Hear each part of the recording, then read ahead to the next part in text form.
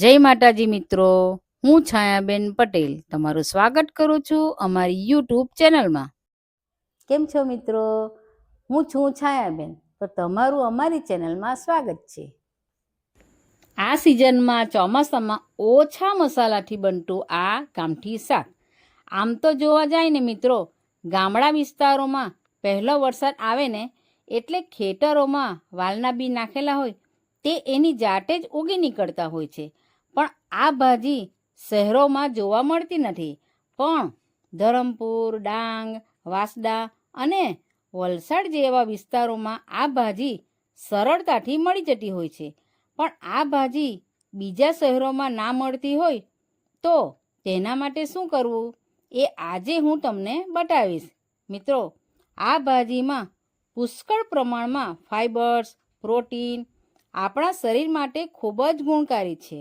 આ શાક આપણા દાદા દાદી નાનીના સમયથી ચાલતું આવેલું છે અને આપણે બનાવીશું તો છોકરાઓને પણ ખબર પડશે કે આવું પણ શાક હોય છે. માટે સિઝનમાં મળતું આ શાક એકવાર તો ચોક્કસ બનાવીને ખાવું જ જોઈએ. મિત્રો, આજે હું તમને વાલ રોપતા બતાવીશ અને ગામડાઓમાં જમીનમાં કે ખેતરમાં ઉગી નીકળે છે, પણ આજે હું તમને જાતે કેવી રીતે રોપવાનું તે હું આજે તમને બતાવીશ.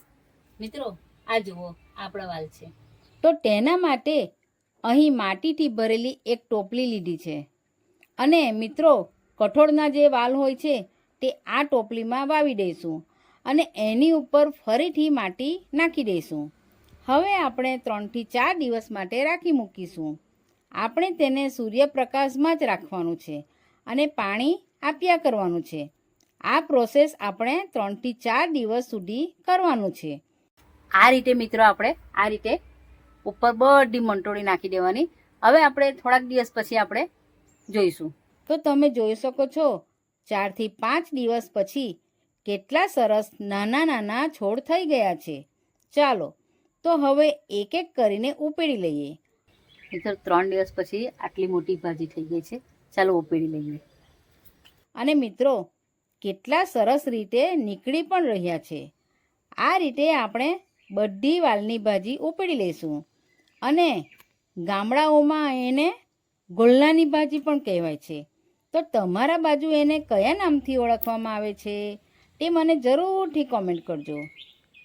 આ ભાજી તો વરસાદમાં ખાવાની ખૂબ જ મજા આવે.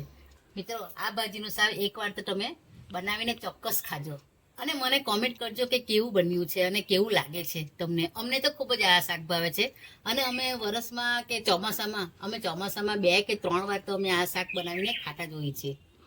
મિત્રો, કઠોળના જે વાલ હોય છે એને વાલનું વરડું કહેવાય છે અને વાલને જમીનમાં રોપી દેવામાં આવે અને નાના છોડ થાય ત્યારે એને ઉપાડી લેવામાં આવે છે. મિત્રો, આટલી ભાજી તોડાઈ ગઈ છે. હવે ચાલો આપણે એને ધોઈ લઈએ અને પછી આપણે એનું શાક બનાવીએ. મિત્રો, આપણે ભાજીને મૂળ સાથે જ ઉપાડી લીધી છે, તેથી એમાં માટીનું પ્રમાણ વધારે દેખાય છે. પહેલાં તો આપણે મૂળિયાને મોટી સાઈઝની છરી લઈ કાપી લઈશું અને હવે એક બાઉલમાં પાણી ઉમેરી સારી રીતે ધોઈ લઈશું, કેમ કે તેમાં માટીનું પ્રમાણ વધારે હોય છે. આપણે ભાજીને 2 થી 3 વખત ચોખ્ખા પાણીથી ધોઈને નિતારી લેવાની છે. તેમાં રહેલું માટીનું પ્રમાણ નીકળી જાય અને આપણી ભાજી એકદમ ક્લીન થઈ જાય. ફ્રેન્ડ્સ, તો મેં એને સારી રીતે ધોઈ લીધી છે. ચાલો તો હવે એને આપણે કટ કરી લઈશું અને તમે જુઓ તો ખરા, એના ઉપર નાના વાલના દાણા પણ દેખાય છે. તમે તમારા હિસાબે નાની મોટી ભાજી કાપી શકો છો. આ ભાજી ખૂબ જ કુમળી છે કેમ કે આપણે ઘરે વાવી હતી. આ રીતે આપણે બધી જ ભાજી કાપી લીધી છે. ચાલો ફ્રેન્ડ્સ, તો હવે આપણે વાલની ભાજીનું શાક બનાવી લઈએ.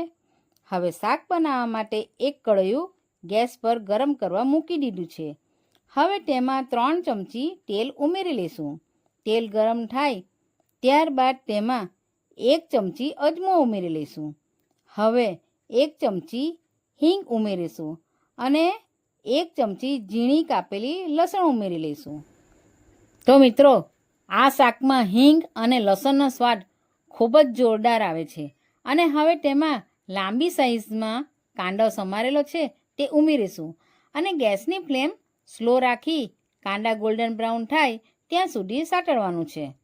ફ્રેન્ડ્સ, તો 2 થી 3 મિનિટમાં તમે જોઈ શકો છો આપણો કાંદો સારી રીતે સતળાઈ ગયો છે.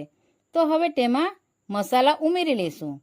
તો હવે તેમાં 1 ચમચી લીલો મસાલો, 1 ચમચી હળદર, 1 ચમચી ધાણા જીરુંનો પાવડર, 1 ચમચી કાશ્મીરી મરચાંની ભૂકી અને સ્વાદ અનુસાર મીઠું ઉમેરી સારી રીતે મિક્સ કરી લઈશું.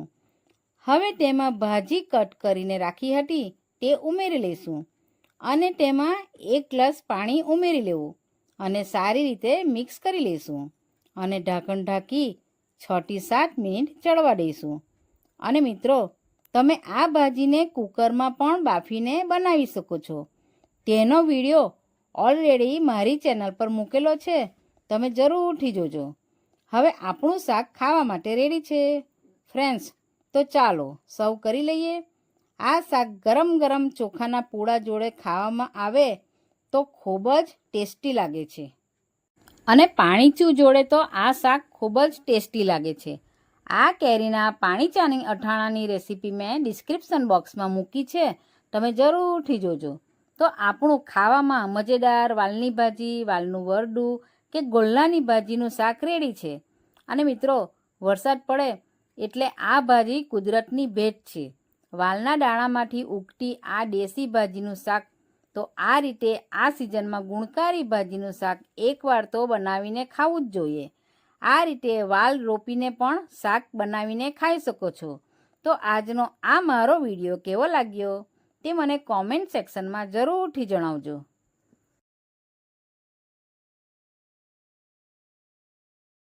તો ચાલો ફરી મળીશું આપણે એક નવી રેસીપી સાથે.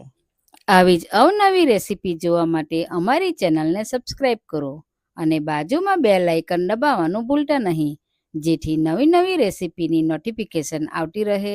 તો ચાલો મળીએ બીજા વિડીયોમાં. આવજો.